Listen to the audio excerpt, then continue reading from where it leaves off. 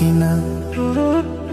पहिलो हाँसो पहिलो बोल सब याद छ, हिजोका बाछा आजको शून्यता साथ छ। जीवनको रंग नै हरायो अचानक,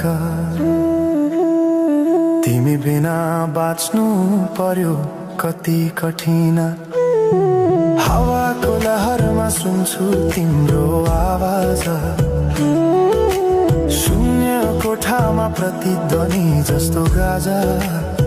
सम्झनाको बादल मनमा जम्छ, रातको निद्रा फेरि कहाँ बस्छ।